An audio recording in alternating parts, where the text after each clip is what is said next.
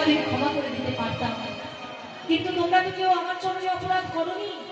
তোমরা করেছো আমার ভক্ত চরণে অপরাধ।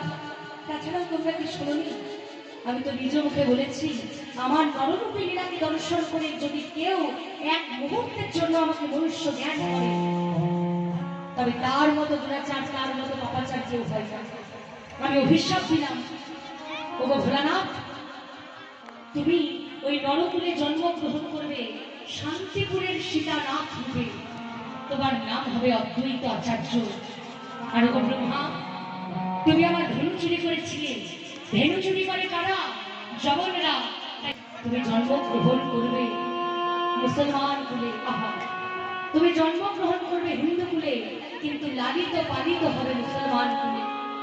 প্রথম অবস্থায় তোমার নাম হবে হরেশ, আর দ্বিতীয় অবস্থায় তোমার সঙ্গে যখন অদ্বৈত প্রভুর সাক্ষাৎ হবে, তখন থেকে তোমার নাম হবে ব্রহ্ম হরিদাস নিতাই গৌর প্রেমানন্দে।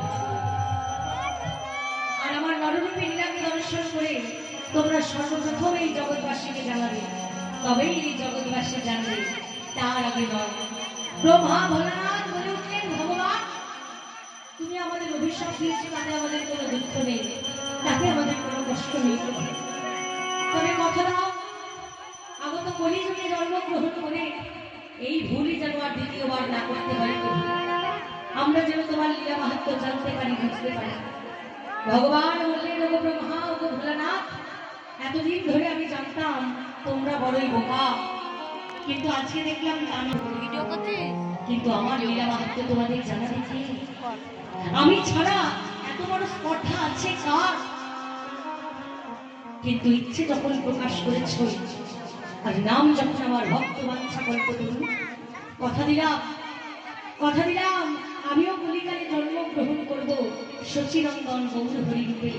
আর আমার লীলা মাহাত্ম্য সর্বপ্রথম তোমরা জানতে পারবে, বুঝতে পারবে। আর জানতে পেরে, বুঝতে পেরে সর্বপ্রথম জগৎবাসীকে তোমরা জানাবে, তবেই জগৎবাসী জানবে, তার আগে নয়। তাই ভগবান খেললে হয় লীলা, আর আমরা খেললে হয় খেলা। গ্রামে যার বাড়ি, হিন্দু কুলে নন বাবা, মুসলমান কুলে জন্মগ্রহণ করেছে। আর এই মুসলমান কুলে জন্মগ্রহণ করে আমাদের নানা হিন্দুদের দেবদেবীদের নিয়ে তিনি নানা গান, নানা কবিতা রচনা করেছে, যার নাম হলো কাজী নজরুল ইসলাম। আজ তারই লেখা একটি গান তিনি তার ভাষায় প্রকাশ করলেন, হে কলির জীব, ভগবান করলে হয় লীলা, আর আমরা করলে হয় খেলা। খেলেছ এ বিশ্বলয়ে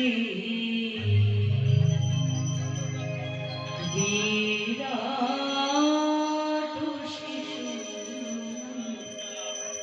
আরু বলে, খেলেছ এ বিশ্বলয়ে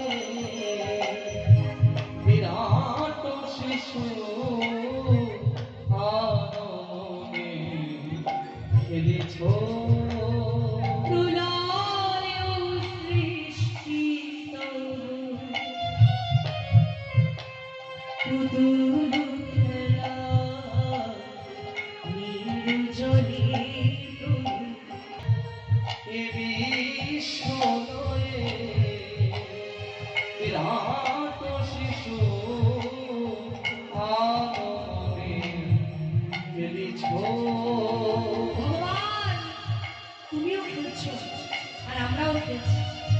তবে তোমার খেলা আর আমাদের খেলা এক নয়। কেন জানো? কারণ আমরা যখন ছোট ছিলাম, আমরা মাটির পুতুল নিয়ে খেলেছি, যেমন ইচ্ছে তৈরি করেছি, মনের মতো সাজিয়েছি, আর খেলা শেষ হয়ে গেলে সেগুলোকে টুকরো টুকরো করে জলে ভাসিয়ে দিয়েছি।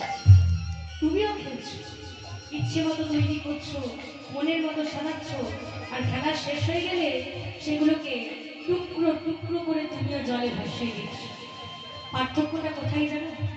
আমরা খেলি মাটির পুতুল নিয়ে, আর তুমি খেলো আমাদের মতো রক্ত মাংসের পুতুল নিয়ে।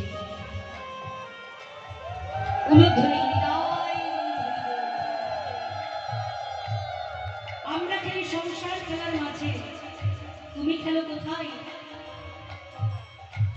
শূন্যে মহা আকাশে সঙ্গী মগ্ন লীলা বিলাসে সঙ্গে মহার আকাশে তুমি মগ্ন লীলা বিলাসে সঙ্গী মহা